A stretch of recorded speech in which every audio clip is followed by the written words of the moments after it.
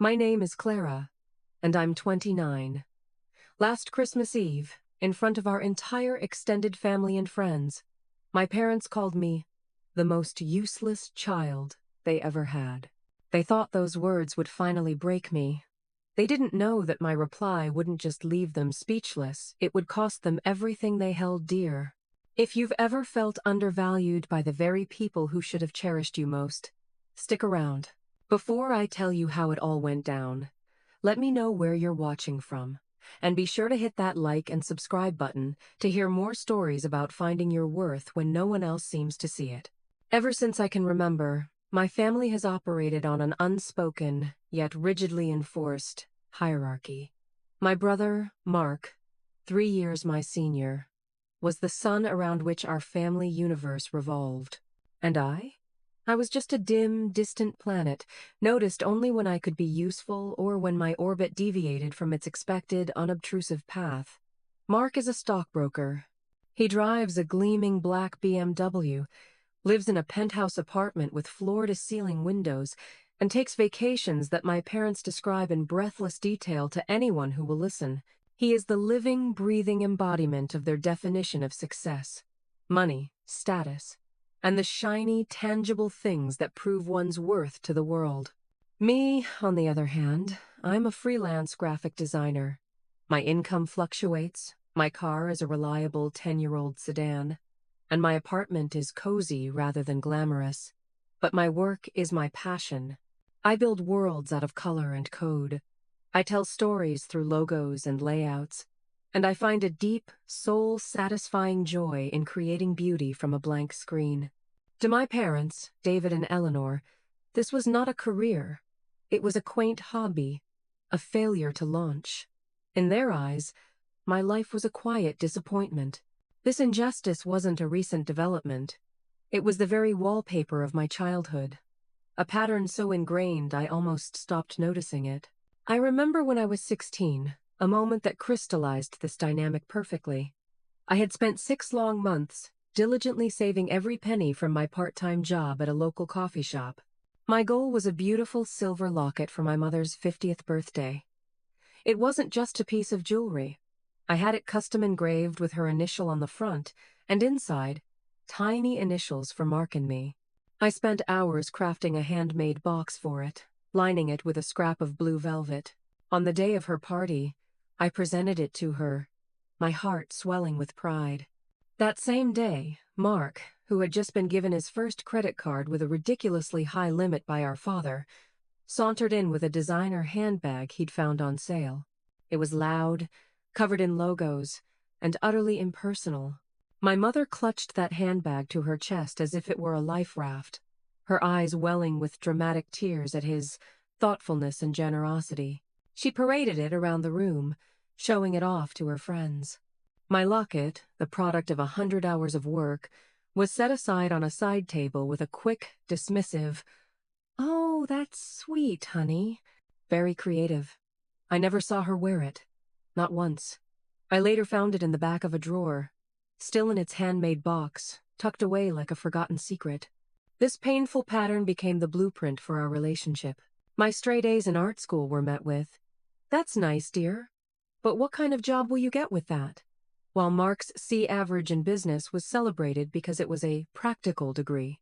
When I won a regional design award, my father's only comment was, "Does that come with any prize money?" When Mark got his annual bonus, no matter how small, a celebratory dinner at the most expensive restaurant in town was mandatory. I slowly, insidiously, became the family's invisible, on-call service provider. When my dad's new tablet refused to connect to the Wi-Fi, it was me he called in a panic, not a paid professional.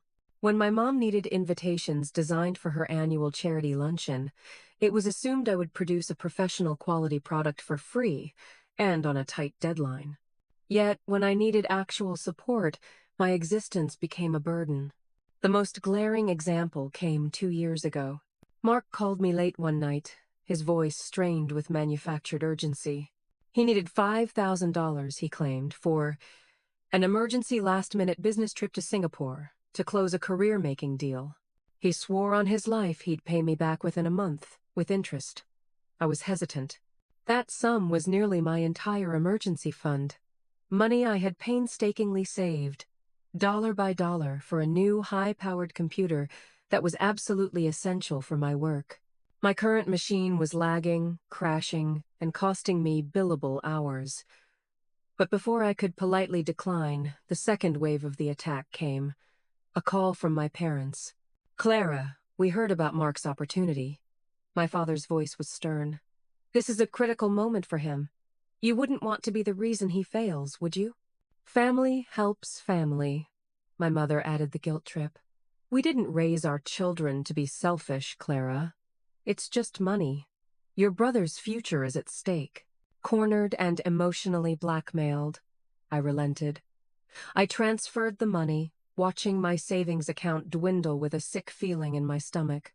A month went by, then two. When I finally saw the pictures on social media, my blood ran cold. Mark wasn't in a boardroom in Singapore. He was on a beach in Bali, laughing, a cocktail in his hand, his girlfriend beside him. The emergency trip was a lie. When I confronted him with the photographic evidence, he had the audacity to laugh. "You need to lighten up, sis. It was an investment in my mental health. You should try it sometime." My parents, when I told them, brushed it off. "Mark works hard. He deserves a break. You're just being dramatic about the money." I never saw a single dollar of it again. The only person in my entire family who ever truly saw me, who saw past the quiet exterior to the passionate heart within, was my grandmother, Evelyn. She was a force of nature. A woman who had built a small, successful dressmaking business with her own two hands after my grandfather passed. She had no patience for fancy cars or designer labels. She measured people by the quality of their character and the kindness in their actions. She cherished my handmade gifts, displaying every single drawing I ever gave her in a special gallery wall in her hallway. She would hold my hands, her own roughened by years of work, and say, "Don't you ever let them make you feel small, Clara. Your worth isn't in your bank account or the things you own. It's in here," she would say, tapping my chest firmly. "It's the magic in these hands and the goodness in that heart. That's the real gold." Grandma Evelyn passed away last spring, and with her, it felt like the last light in my corner of the universe went out. My parents, as her only child, inherited the bulk of her estate, including the beautiful, rambling Victorian home where I'd spent the happiest summers of my childhood. They immediately began talking about liquidating assets and maximizing the property value. To them, her home was just another line item on a balance sheet. To me, it was a sanctuary of memories that was about to be desecrated. As Christmas approached, my parents announced they were hosting a huge, extravagant party at Grandma's house. "We have a very special announcement to make with the whole family present," my mother had trilled over the phone, her voice buzzing with a strange, predatory excitement. A foolish, hopeful part of me wondered if this would be the year things would finally be different. Maybe, just maybe, they would finally see the value in what I had to offer. I poured everything I had into their gifts, a final, desperate attempt to speak to them in the only language I knew, the language of heartfelt creation. I had no idea that those gifts would be used as evidence against me, and that their special announcement would be my final judgment. The catalyst, as it so often was in our family, was the glittering, high-stakes occasion of Christmas. In the Wallace household, Christmas wasn't about peace on earth or goodwill toward men. It was a competitive blood sport. It was the annual Olympics of materialistic grandstanding, and my brother, Mark, was the perennial Michael Phelps, effortlessly collecting gold medals while I failed to even qualify.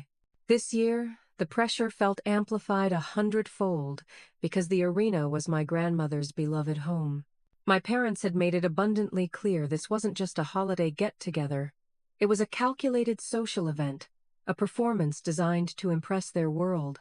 The guest list was a strategic compilation of not just our extended family, but also my father's most important business partners and my mother's inner circle of wealthy, judgmental friends from her country club. The announcement of the party arrived with an unspoken invoice for my services. A few weeks before the big day, my mother called.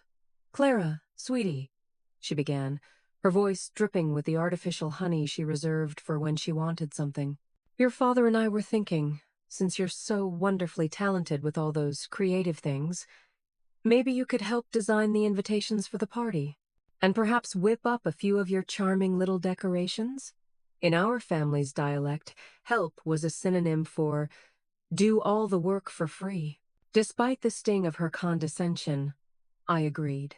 I spent an entire weekend meticulously designing an elegant invitation suite, drawing inspiration from the vintage Queen Elizabeth roses that grew in my grandmother's garden. I sourced high-quality, recycled cardstock and even hand-printed them myself to ensure they were perfect. When I presented the finished product to her, she barely glanced up from her magazine. "Oh, they're fine," she said, the word hanging in the air like an insult. "But they don't exactly scream luxury, do they?" I was picturing something with gold foil, maybe a thicker cardstock.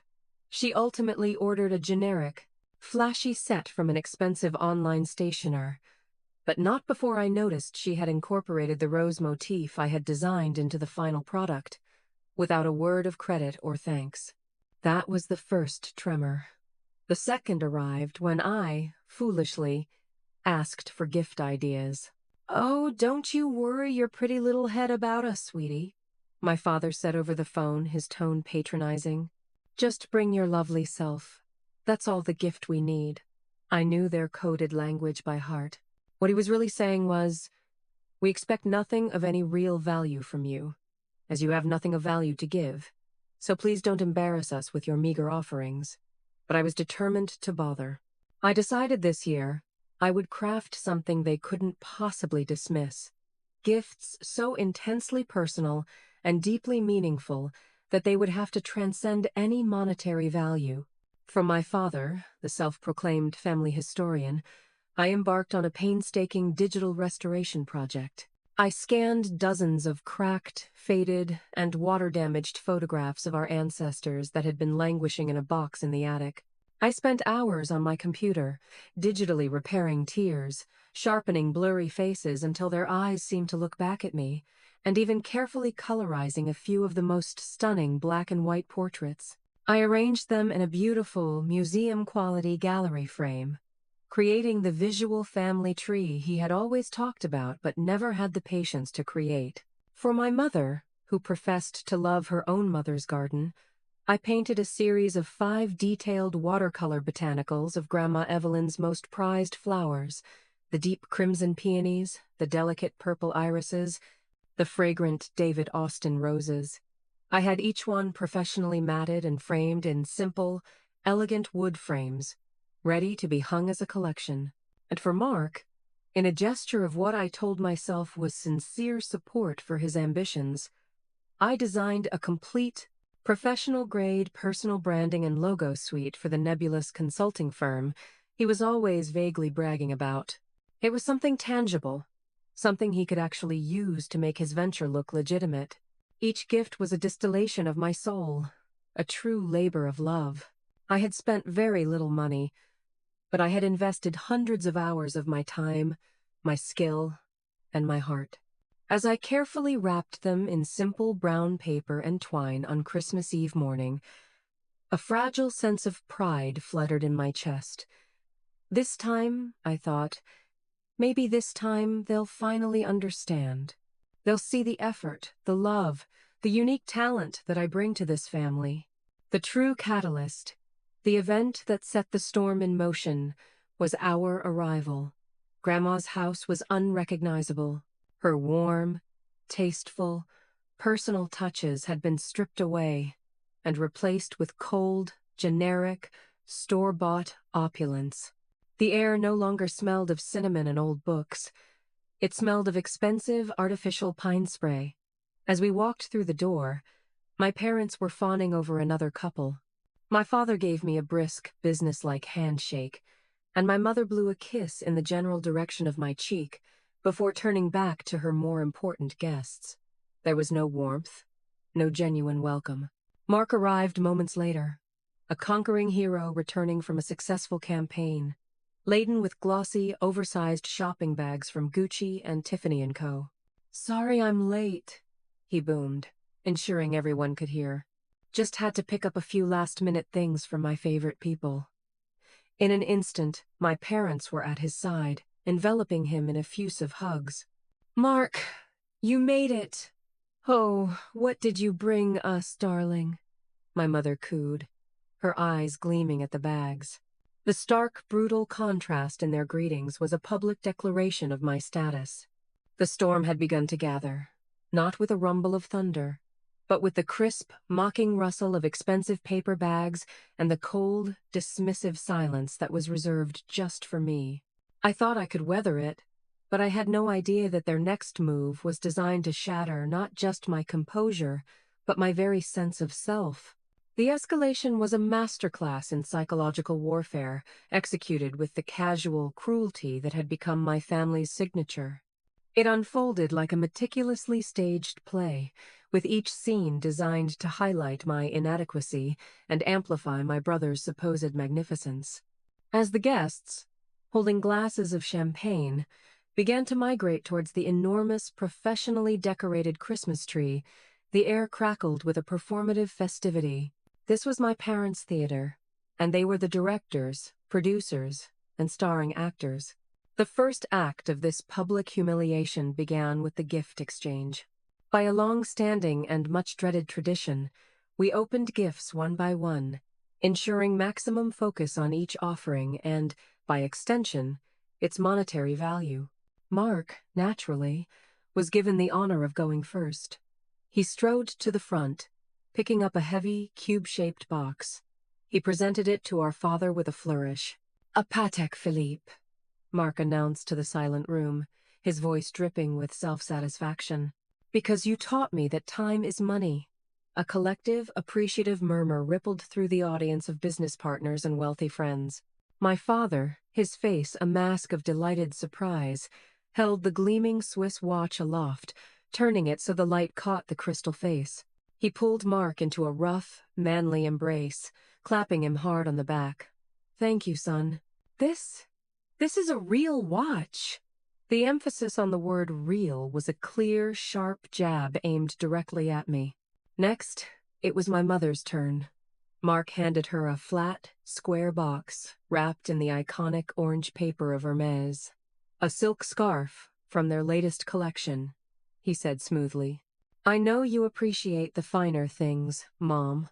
My mother opened it with a dramatic, theatrical gasp, her fingers caressing the printed silk, as if it were the Shroud of Turin. "Oh, Mark, it's absolutely exquisite," she breathed, immediately draping it around her neck in a practiced, elegant knot. "You always know exactly how to make your mother feel like a queen." She shot me a quick, triumphant glance over the rim of her champagne glass. Then it was my turn. A dreadful silence fell as I walked forward, my own modestly wrapped gifts feeling clumsy and insignificant in my hands. My heart hammered against my ribs, a frantic drumbeat in the quiet room. "This is for you, Dad," I managed to say, my voice barely a whisper, as I handed him the large framed collection of our restored family photographs. He took it, his expression unreadable. He tore off the paper. There was a long, awkward pause. He scanned the faces of our great-grandparents, of ancestors whose stories I had painstakingly researched and brought back to life. "Oh," was all he said, his tone utterly flat. "How thoughtful. Thank you, Clara." Without another glance, he leaned down and placed the heavy frame on the floor beside his armchair, propping it against the leg like an unwanted piece of luggage. The thud it made on the hardwood floor echoed the sinking of my heart. My hands were trembling now as I gave my mother the portfolio containing her set of 5 watercolor paintings. She opened them, flicking through the detailed botanicals of her own mother's flowers with a polite, vacant smile. "These are very pretty, dear," she said, her voice lacking even a fraction of the breathless enthusiasm she had displayed for Mark's scarf. "Did you paint these yourself? What a lovely little hobby you have." Hobby. The word was a dagger.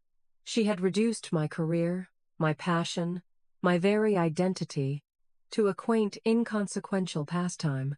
She handed the portfolio to my father, who, without looking inside, placed it face down on the floor on top of the family photos. It was a deliberate burial.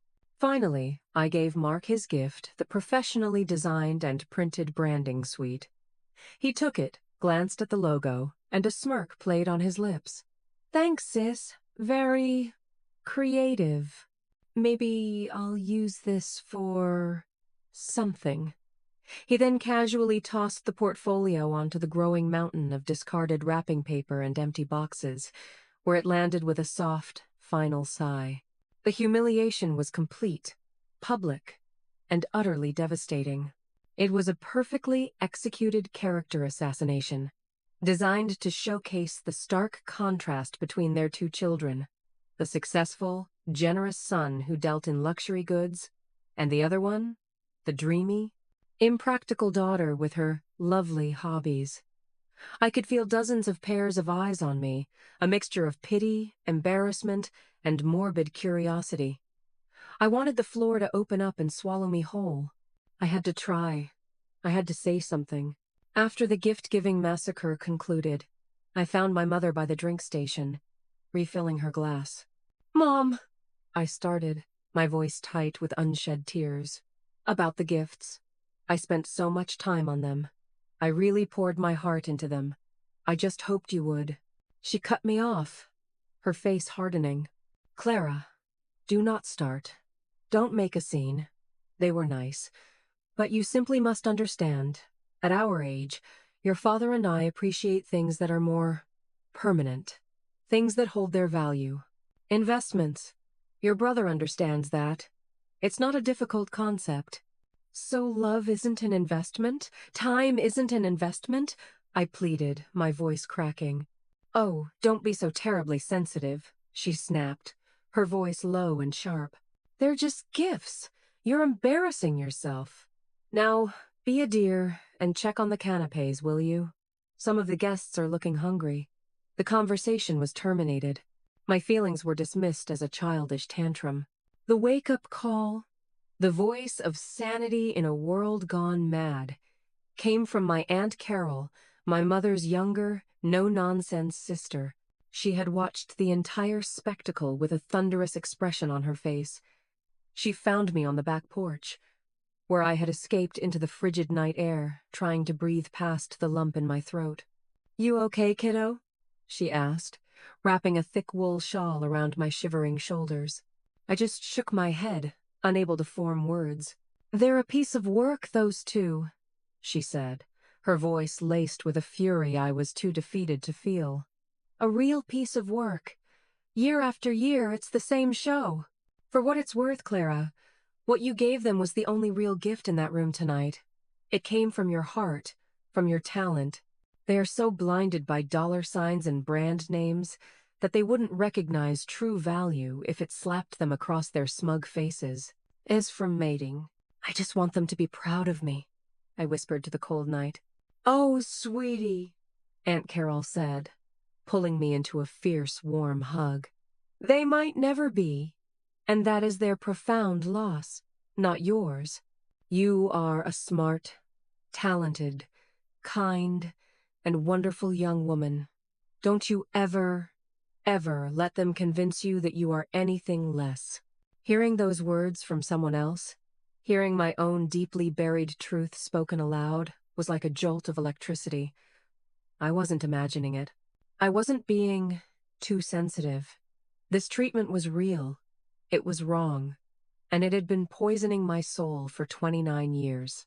I took a deep, shuddering breath, feeling a new, cold resolve solidify in my chest. I would not let them do this to me anymore. I would not participate in my own diminishment for one more second. When Aunt Carol and I stepped back into the glittering warmth of the living room, the atmosphere had shifted again. My father was standing in front of the fireplace, a self-important posture I knew well, tapping a fork against his champagne flute to command silence. "If I could have everyone's attention, please," he boomed, his voice echoing in the sudden quiet. "My wife and I have one final gift to announce." A very special announcement about the future of this family and of this very house. Mark stood beside him, a triumphant glint in his eye.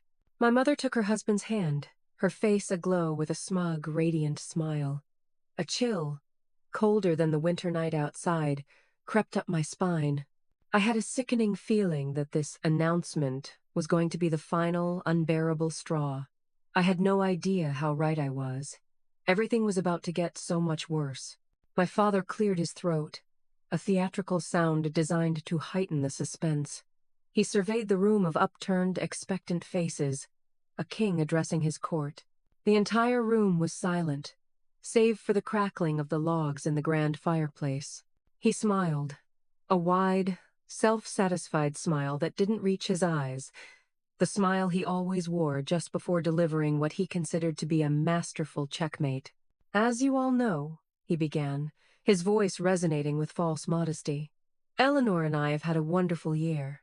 Business is thriving, and more importantly, our son, Mark, has continued to make us immensely proud with his incredible achievements in the financial world."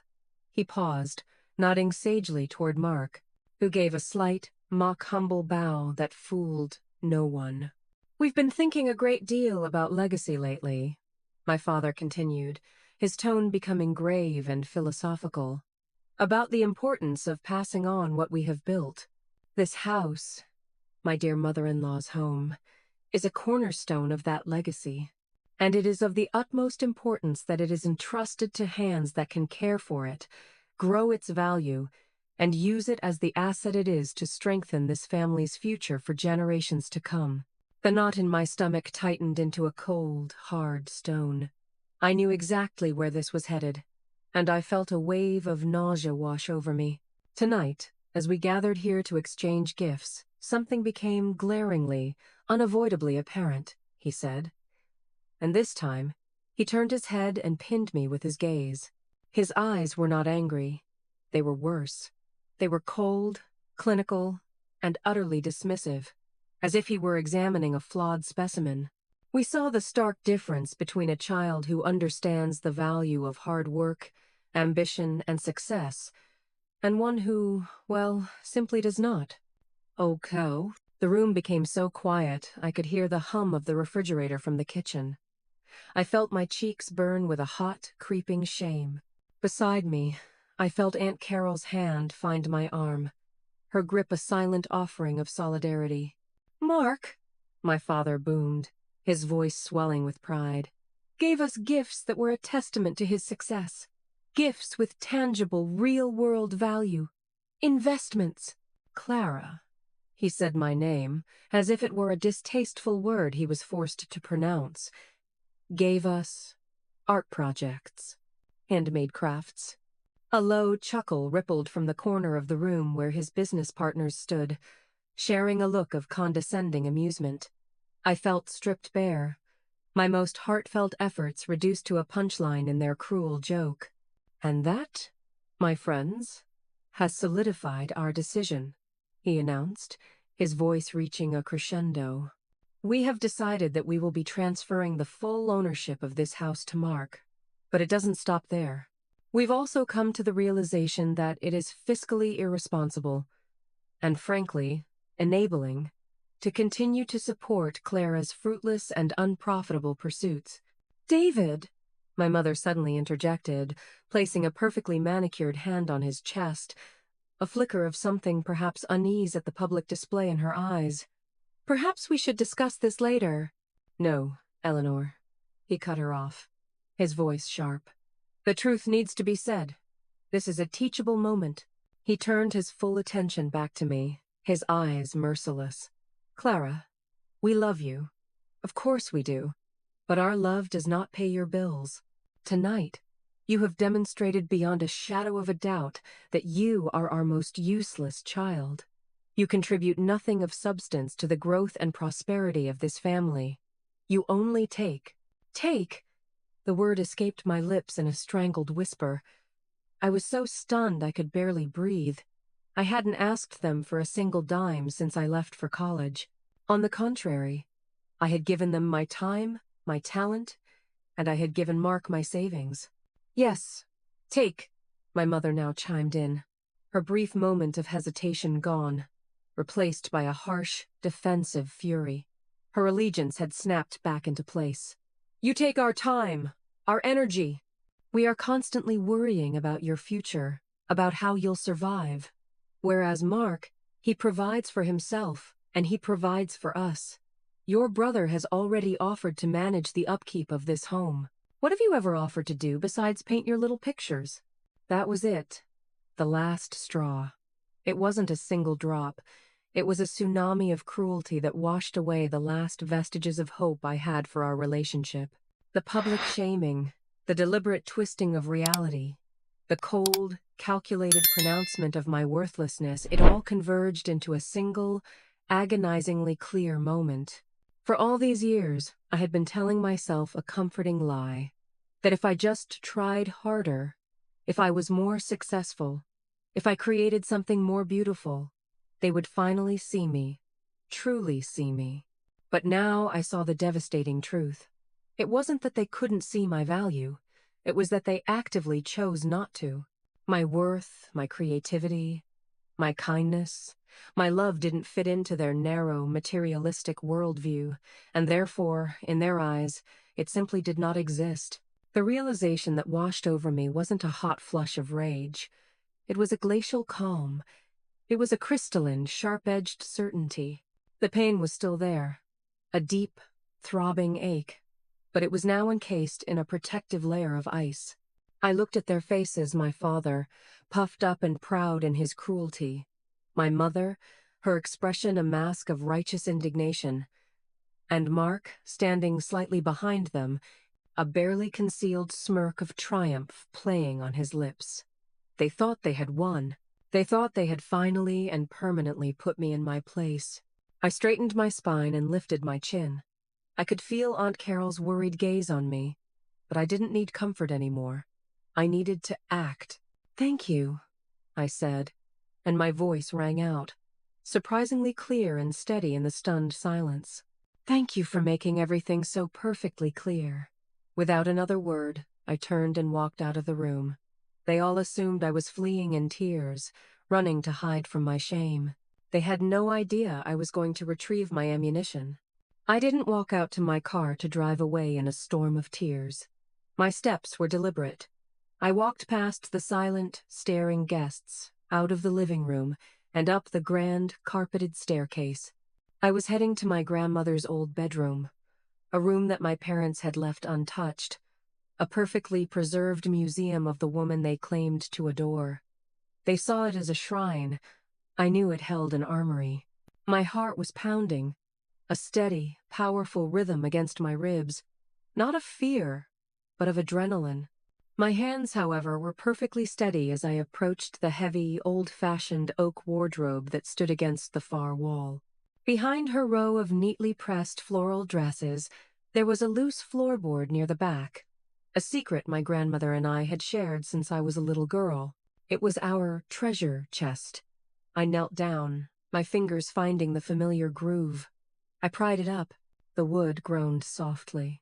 Reaching into the dark, dusty space beneath, my fingers brushed against the cold, smooth surface of a metal deed box. I pulled it out. Inside lay my secret weapon. This counterplan wasn't born of my own anger. It was a final gift from my grandmother's foresight and love. The secret had its roots in a quiet, serious conversation we'd had on a sunny afternoon a few months before she passed away. She had called me over to the house, her usual cheerful demeanor replaced by a solemn gravity. "Clara," she said, her voice low, "there's something I need to show you. Something you need to know to protect yourself." She led me to her old writing desk and pulled out a worn, leather-bound ledger. She opened it, and inside were decades of her own meticulous, handwritten financial records. With a steady finger, she began pointing to entries, explaining large sums of money that had been withdrawn over the years, sums that corresponded with key events in my parents' and brothers' lives. "This," she said, her voice devoid of emotion, only fact, was the seed investment for your father's first business venture, the one that mysteriously folded within 6 months. The money was never seen again. She turned a page. This was to pay off your mother's rather substantial credit card debt after her soul-searching trip to Europe. And this, she sighed, a faint, weary sound, was the down payment on Mark's first BMW, because he needed to project an image of success. She explained, without bitterness, how after my grandfather died, my parents had gradually, lovingly, convinced her that she shouldn't have to worry about her finances anymore. They would manage everything for her, and manage they did. They had systematically siphoned her life savings for years, always framing it as smart investments, family emergencies, or necessary expenses. They were living a life of country clubs and luxury cars funded by her hard work, all while cultivating a public image of being self-made successes. I was a fool for love, my grandmother admitted, her eyes meeting mine with a clear, unapologetic honesty. I let my love for my only daughter blind my judgment. But I am not a fool, Clara, and I will not stand by and let them do the same thing to you. They see your kindness as a weakness to be exploited. That's when she revealed her brilliant, preemptive strike. She had gone to her lawyer, a sharp, trustworthy man named Mr. Miller, whom I remembered from my childhood. Together, they had drafted a new will. But more importantly, they had executed a document that would change everything. This house, Clara, she said, a sly, intelligent sparkle returning to her eyes. It's not part of my estate to be fought over. It's not legally mine anymore. She paused for effect. I've already transferred the title to you. The deed has been registered in your name for 3 months. Your parents have no idea. As far as they're concerned, it's their future inheritance. She slid a thick, official-looking document across the desk. The deed, signed, notarized, and legally binding. Keep this somewhere they will never find it. Don't say a word until the moment you know you have to. But she wasn't finished. I know your parents, Clara.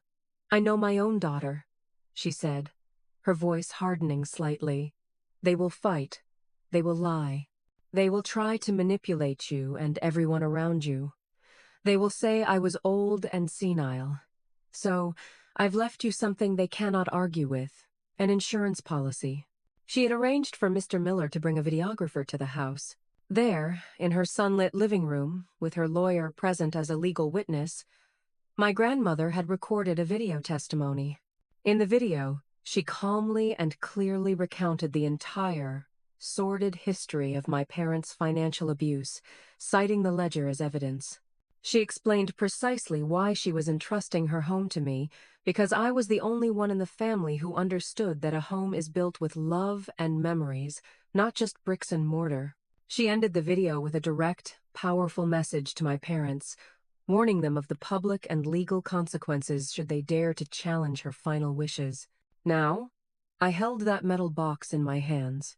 It contained everything. The original, legally registered deed to the house, a certified copy of her most recent will. The original was securely held by Mr. Miller, and a small, innocuous-looking silver USB drive. The ultimate insurance policy. I clutched the box to my chest, feeling its solid weight. This wasn't just metal and paper. This was vindication. This was justice. This was my grandmother's voice, her strength, her fierce, protective love, reaching out from beyond the grave to arm me for the battle she knew I would have to fight. I walked back down the staircase, each step feeling more solid, more powerful than the last. The living room went quiet as I re-entered. Everyone turned to look at me, their expressions a mixture of confusion and annoyance, clearly expecting a tearful apology. My father crossed his arms, tapping his foot impatiently. "Have you composed yourself?" he demanded. "I am perfectly composed," I replied, my voice ringing with a newfound authority. I walked to the center of the room and placed the metal box on the marble coffee table. It landed with a solid, definitive thud that echoed in the silent room. I believe we all need to have a different conversation, a more accurate conversation about legacy and assets. I looked directly at Mark, who was still smirking. "You have a laptop here, don't you?" He looked taken aback. "Yeah, in my car. Why?" Go get it, I commanded, my voice leaving no room for argument. There's a home movie I think everyone needs to see. My plan was simple and clean. There would be no shouting, no hysterical accusations. I would let my grandmother speak for me. I would let the cold, hard, undeniable truth unspool itself in the very center of the stage my parents had so carefully constructed to destroy me. They thought they were in control of the narrative. They were about to discover they were merely supporting characters in a much bigger story. One my grandmother had already written, directed, and produced. Mark returned with his sleek, silver laptop, his expression a perfect blend of irritation and grudging curiosity. He set it on the coffee table with more force than necessary. All right, what's this all about, Clara? Are you going to bore everyone with another slideshow of your sad little art projects? He sneered, loud enough for the remaining guests to hear. Something like that, I said calmly, retrieving the small silver USB drive from the box. Plug this in. As the laptop whirred to life, I took a moment to survey the room. The power dynamics had already begun to shift. The guests were no longer looking at me with pity. They were looking with intrigue. Aunt Carol stood by the doorway, her arms crossed, watching with an expression of grim satisfaction. My parents, however, looked purely annoyed, as if I were a petulant child throwing a tantrum and ruining their perfectly orchestrated evening. Clara, if this is some kind of misguided, dramatic prank, my father began, his voice low and threatening. It's no prank, I cut him off, my voice steady. This is about Grandma Evelyn's will. That single sentence hung in the air, instantly silencing him. My mother's polite social smile faltered, replaced by a sharp, calculating glint in her eyes. My mother's will has been executed and settled, Clara. We have been through this with the lawyers. We received everything, just as she wished. Are you absolutely certain about that? I asked, my voice soft but carrying in the quiet room. On the laptop screen, a single video file icon was visible. I reached forward and double-clicked it. The media player opened. I angled the laptop so that everyone in the central seating area could see the screen clearly. And then, my grandmother's face filled the display, not as a faded photograph, but alive, breathing, and looking directly at us. She was sitting in the very same floral armchair my mother was currently occupying, a fact that made my mother visibly flinch. Hello, David. Hello, Eleanor. My grandmother's voice, crisp and clear, emanated from the laptop's speakers. It was her voice, exactly as I remembered it, calm, intelligent, and with an underlying strength of steel. My parents froze, their faces turning to stone. If you are watching this, it means I am gone, and Clara has found it necessary to show it to you. I had prayed this day would never come, but then again, I have always known who you are.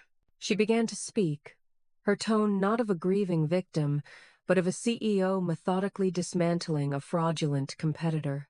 She narrated the story of her finances, referencing the ledger that sat on her lap. She detailed every loan that was never repaid, every investment that mysteriously vanished into the ether of their extravagant lifestyle. She gave specific dates, precise amounts, and the flimsy excuses they had used. In 2015, David, she said, her eyes in the video seemingly boring into my father, you came to me with a proposal for a tech consulting firm. You convinced me it was a can't-miss opportunity. I gave you $50,000. That firm, of course, never materialized beyond a cheap website. The money, as I later found out from your credit card statements, paid for a year's membership dues and expenses at your exclusive golf club. My father's face went from pale to ashen. The guests began to shift uncomfortably, some taking a step back from him. And Eleanor, she continued, turning her head slightly as if to address my mother directly. In 2018, you came to me in tears, telling me the roof had a terrible leak and you needed $20,000 for an emergency repair before the whole house was ruined. I gave you the money without a second thought. The roof, strangely, was never repaired. Instead, you and David took a 2-week luxury cruise to Alaska. My mother let out a small, strangled gasp, her hand flying to her throat. The video continued its devastating, factual onslaught. She exposed lie after lie, manipulation after manipulation. The room was now utterly silent. The guests were no longer just watching. They were judging. Their gazes shifted from the screen to my parents, who now seemed to shrivel in their chairs. Their arrogance and pride had been stripped away, layer by layer, revealing the ugly, greedy truth beneath. Then, my grandmother's expression softened slightly as she changed subjects. "I know you see this house as a prize," she said. "Another asset on your portfolio. Another status symbol to flaunt. But to me, this house was never an asset. It was a home. It's where my husband and I raised our only daughter. It's where my granddaughter, Clara, learned to draw and dream. It was built with love and hard work, not with deception and greed. And that," she said, her voice firming with resolution as she looked directly into the camera, "is precisely why, 3 months before I recorded this testimony, I went to my lawyer, Mr. Miller, and I made certain legal arrangements. This house is no longer part of my estate, because it is no longer my property.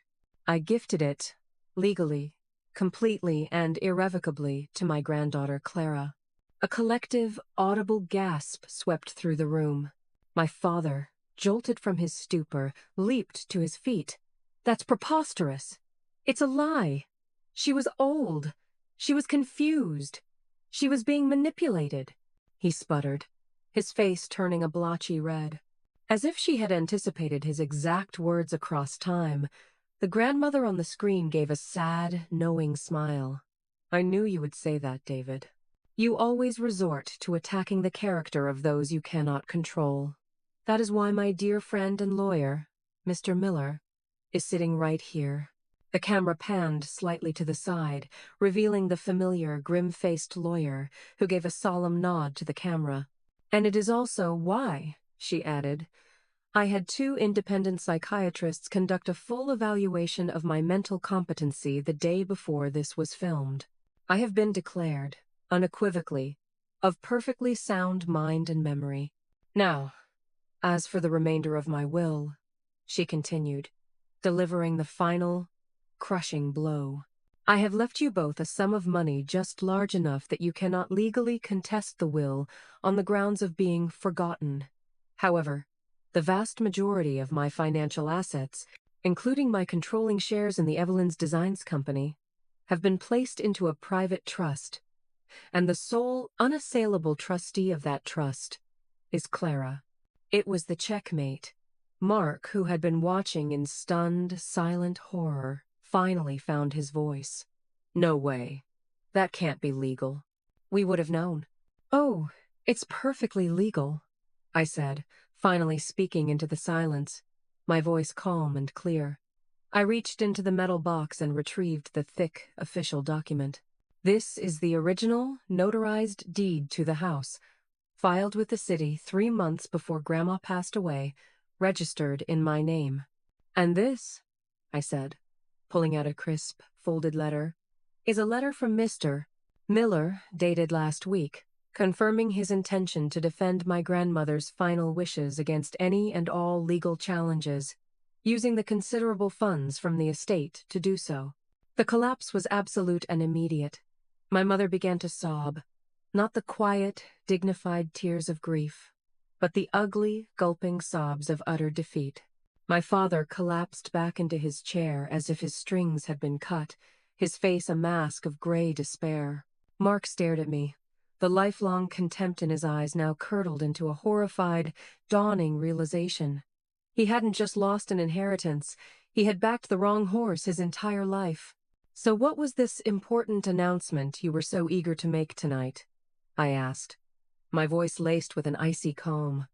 "Was it about how you were planning to transfer ownership of my house to Mark?" No one answered. The silence was their confession. I stood up, feeling taller than I ever had in my life. "I believe this party is over," I announced. "As the legal and rightful owner of this home, I am going to have to ask all of you to please leave. Immediately, the guests, mortified and desperate to escape the toxic fallout, practically scrambled over each other to get their coats and flee, not daring to look at my parents as they went. Aunt Carol came over and wrapped me in a fierce, trembling hug. "Your grandmother would be so damn proud of you," she whispered in my ear. Finally, it was just the four of us left in the wreckage of their grand design. "Clara, please," my mother wept, her voice pleading. "We can talk about this. We're family." "No," I said. My voice as hard and unyielding as diamond. "The time for talking is long past. You made your announcement. Now it's time for mine. As of this moment, you hold no power over me. Your approval is worthless to me. Your money, or rather, Grandma's money, is no longer yours to wield as a weapon. I will decide what happens with this house and this trust. And the very first thing I am deciding is that I need my space. I want you to pack your personal belongings and be out of my house by the end of the weekend." They just stared at me, their faces a mixture of shock, disbelief, and utter devastation. The useless child, the one with the lovely hobby, had just calmly and completely dismantled their entire world. The silent, shame-filled exodus from my house that weekend was one of the most surreal and profoundly sad things I had ever witnessed. All the bluster, the arrogance, and the casual cruelty were gone, replaced by a defeated silence. There were no more accusations, no more condescending remarks. There was only the quiet, scraping sound of cardboard boxes being dragged across the hardwood floors, and the final, definitive slam of car doors. My parents, two people who had built their identities around being in command, now moved like automatons, quietly following my instructions to gather only their personal effects. Mark, stripped of his golden boy swagger, attempted to confront me one last time in the hallway. "You can't really do this, Clara," he said, his voice a desperate whine. "They're your parents. They have nowhere to go." "That is no longer my problem to solve," I replied, my voice cool and even. "You're the useful son, the one with all the success. I'm sure you'll figure something out." He flinched as I threw his own words back at him, and he didn't speak to me again. They ended up moving into a small, generic 2-bedroom rental apartment in a faceless suburban complex, a world away from the stately Victorian home and the country club lifestyle they had taken for granted. The financial demotion was harsh, but the social fallout was, for them, far worse. News of what had transpired at the Christmas party, the public humiliation, the dramatic video reveals spread through their social circles like wildfire. The story, undoubtedly embellished by the mortified guests, painted a damning portrait of their greed, deceit, and cruelty. My father's business partners, men who valued reputation above all else, began to distance themselves. My mother's friends from her various clubs stopped returning her calls. The entire foundation of their social standing, so carefully constructed upon the bedrock of my grandmother's wealth, had crumbled into dust. Meanwhile, as they were descending into their new reality, I was beginning my own ascent. The first night I spent alone in my grandmother's in my house, I wandered from room to room, touching the familiar furniture, breathing in the scent of old books and lemon polish. The silence was no longer heavy with unspoken tensions. It was a peaceful, restorative quiet. It felt as though the house itself was breathing a deep sigh of relief, just as I was. I felt my grandmother's presence not as a ghost, but as a comforting, empowering energy that filled every corner. I called Aunt Carol the next day. She arrived bearing 2 large coffees and a determined smile. "So," she said, setting the cups down on the kitchen table and looking around, "what are the new landlady's first orders of business?" Together, we embarked on the joyful process of reclaiming the space. We packed up the cold, ostentatious decorations my mother had bought and brought out my grandmother's treasured personal items from the attic. We rearranged the furniture to welcome the morning Sunday. Most importantly, I converted a long-neglected spare bedroom into my own art studio, a bright, airy sanctuary with large windows overlooking the garden. A space where I could finally create without judgment or interruption. Every act was a form of healing. Every nail I hammered to hang a picture, every wall I painted a warm, inviting color, felt like an act of taking back not just a house, but my own narrative, my own self. I wasn't alone in this endeavor. News that I had taken over my grandmother's small dressmaking company as the trustee had reached her former employees.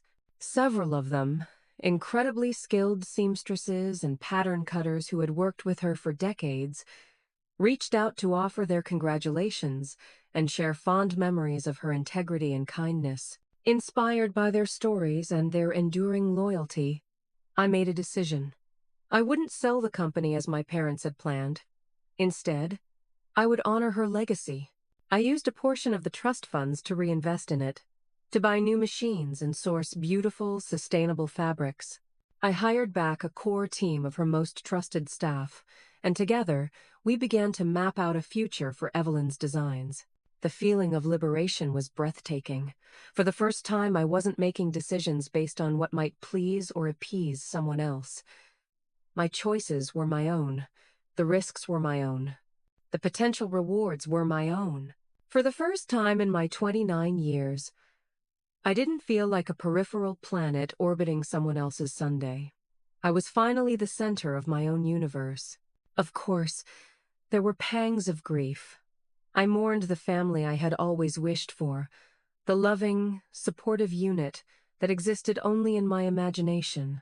But that sadness was now a gentle ache, easily overshadowed by the powerful, exhilarating feeling of relief and hope. I had shed a lifetime of weight, a burden of expectation I hadn't even fully realized I was carrying. My new dawn had arrived, not with a dramatic sunrise, but with the quiet, peaceful start of a new day in a home filled with light, a cup of coffee in my hand, and a future that was a blank, beautiful canvas, waiting for me to create whatever I chose. 8 months. It's not a long time in the grand scheme of things, but in the landscape of a life, 10 months can be transformative. 10 months after that cataclysmic Christmas Eve, my world had not just changed. It had been reborn into something more beautiful and authentic than I could have ever imagined. My art studio, bathed in the morning light that streamed through the large Victorian windows, became my sanctuary and the engine of my creativity. Freed from the crushing weight of my family's disapproval, my confidence soared. My freelance graphic design work, which I continued to do, absolutely took off. I found myself pitching for, and winning, contracts with bigger clients, tackling bolder and more challenging projects. Word of mouth, the best kind of marketing, spread quickly, and for the first time in my career, I had a waiting list of clients. But my true pride and joy, the project that held all my heart, was the resurrection of Evelyn's designs. With the incredible skill and institutional knowledge of my grandmother's loyal team, we launched our first capsule collection. We didn't chase trends. Instead, we focused on what my grandmother had always valued: timeless, elegant silhouettes, impeccable craftsmanship, and beautiful, sustainable fabrics like organic linen and cruelty-free silk. We opened a small, beautifully designed online boutique. The response was immediate and overwhelming. It turned out, in a world of fast fashion, people were starved for quality, for clothing with a story and a soul. We sold out the entire collection in less than a month. My grandmother's name was once again being spoken in circles of fashion and design, associated not just with the past, but with a vibrant, ethical future. The trust my grandmother left me was a powerful tool, and I was determined to wield it as she would have. I used the profits and funds not just to grow the business, but to establish the Evelyn Creative Grant, a modest fund designed to support young, struggling artists and designers, people who had the talent but lacked the resources, people who were exactly like I had been. Writing that first check to a brilliant young textile artist, seeing the tears of gratitude in her eyes, was a moment of profound, circular joy. The house, once a silent stage for family drama, was now filled with life. It buzzed with the laughter of my true friends, The low hum of sewing machines from the workshop we'd set up in the old dining room, and the constant, exciting chatter of new ideas. Aunt Carol became my unofficial business advisor and biggest cheerleader, a constant presence with her pragmatic wisdom and unwavering encouragement. Meanwhile, the fortunes of my parents and brother followed a starkly different, and sadly predictable, trajectory. Justice, I learned, isn't always a dramatic, cinematic event. Sometimes, it's just the quiet, inevitable bill coming due for a lifetime of poor choices. My parents, stripped of their primary source of income and their most valuable asset, could no longer maintain their facade. Their life in the small rental apartment was a constant, grating reminder of what they had lost. My father, whose business had been propped up by my grandmother for years, found that his reputation had been irrevocably tarnished. Clients became wary, partners grew distant, and he was forced into an early and not particularly prosperous retirement. My mother, without her grand house to host parties and her social status to wield as a shield, seemed to have withered. I ran into them once at the local grocery store. They looked years older, their faces etched with a weary bitterness. My mother attempted small talk, asking about my little projects. The condescension was gone, replaced by a strange, almost envious curiosity. Our exchange was brief, polite, and deeply sad. No apology was ever offered, but in their eyes, I saw a grudging, painful acknowledgement. I was thriving, and they were not. Mark's fate was perhaps the most classically tragic. His entire identity as the golden child was built on a foundation of financial success that was never truly his own. A house of cards built with someone else's money. It turned out his high-flying career was fueled by a series of increasingly risky and borderline unethical trades. Without my grandmother's fortune as a safety net to cushion his losses, his luck finally ran out. He was caught in a market downturn, wiped out completely, and was let go from his firm for reckless conduct. The penthouse was lost. The BMW was repossessed. His ultimate humiliation was having to move back in with my parents in their cramped two-bedroom apartment. The golden son, the one who was supposed to be their glorious legacy, was now their biggest financial and emotional burden. I had established a firm, clear boundary. I communicated with them through polite, impersonal cards on birthdays and major holidays. The trust, as per my grandmother's explicit instructions, provided them with a modest monthly stipend. It was enough to cover their rent and basic necessities, but not nearly enough to fund a lifestyle of country clubs and luxury goods. It was her final, complex act of love, a shield against true destitution, but a firm denial of any reward for their behavior.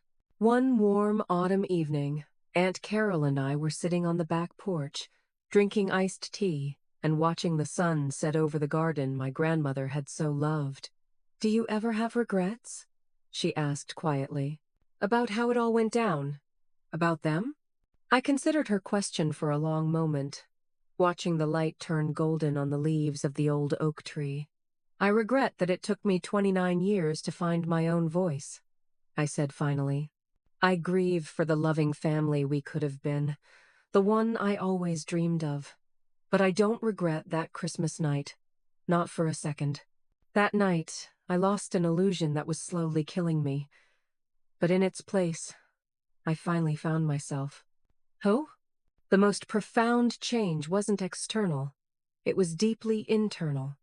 I had spent my entire life trying to fill a void inside me with their approval, an approval they were incapable of giving. Now, I was learning to fill it myself, with my own pride, my own accomplishments, my own peace. My worth wasn't a commodity to be debated or bestowed. It was an inherent truth. My grandmother had known that all along. And finally, so did I. Justice wasn't about revenge. It was about balance being restored. They had built their world on a foundation of lies, and it had inevitably collapsed. I was building mine on a foundation of truth, creativity, and kindness, my grandmother's real legacy. and that foundation was solid as a rock. As I look back on that turbulent journey, the most profound lesson I've learned isn't really about money or inheritance or even family betrayal. It's about the nature of worth itself. For so many years, I allowed my family's distorted lens to define my own value. I measured myself against their materialistic yardstick, by the expensive gifts I couldn't afford and the type of cold, corporate success I never even wanted. I tried to earn their love by giving away the most precious parts of myself, my time, my unique talent. My painstakingly saved money only to be told, again and again, in 1,000 different ways, that it was never enough. That Christmas night, that terrible, beautiful night, forced me to confront a fundamental truth. You cannot make people who are blinded by the material world see the value in the intangible. Love, time, creativity, passion, these are the true currencies of a rich life. But to them, they were worthless because they didn't come with a shiny logo or a hefty price tag. The greatest lesson I learned was to simply stop trying, to stop seeking validation from wells that had long run dry. The real work was to turn inward and to finally, fully understand that your worth is not something that is up for debate or negotiation. It is a fact. It is inherent.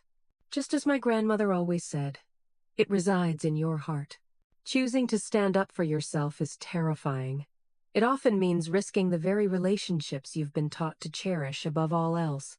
But what I learned is that sometimes you have to be willing to lose a toxic family connection in order to gain a healthy relationship with yourself. True family, the family you choose and the family you build, doesn't tear you down to make themselves feel taller. They see your light, and they want nothing more than to see it shine as brightly as possible. Today, my life is richer than I ever thought possible, in the only ways that truly matter. I am surrounded by a community that respects and celebrates me. I have a career that brings me profound joy and a sense of purpose, and I live in a home that is filled with a legacy of love, not of greed. I learned that sometimes the greatest gift you can ever give yourself is the permission to be who you are, completely and unapologetically. So now, I want to ask you, has anyone in your life ever tried to tell you what your worth is? How did you find the strength and courage to define it for yourself? I would be so honored to read your stories and your wisdom in the comments below. If this story resonated with you, please give this video a thumbs up and subscribe to hear more real-life stories of overcoming challenges and finding your strength. And please, remember to share this video with anyone who might need a reminder that their value is not for sale. Thank you for listening, and may you always, always know your true worth, especially when no one else can see it.